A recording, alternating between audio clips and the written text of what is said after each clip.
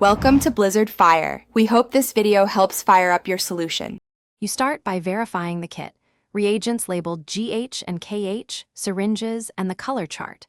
Once confirmed, collect a clean sample container and rinse it with source water, then fill to the specified volume. Make sure to wear gloves to avoid contaminating reagents. Immediately read the kit instructions for any kit-specific volumes. These numbers matter.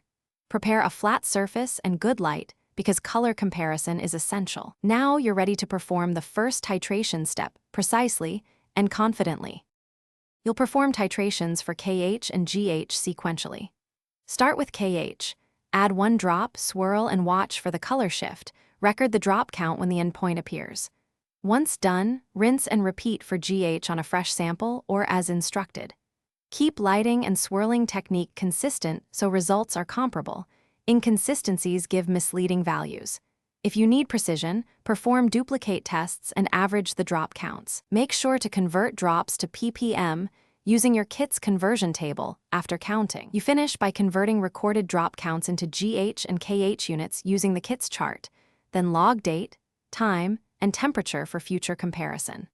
Once done, clean syringes and reseal reagents to prolong shelf life.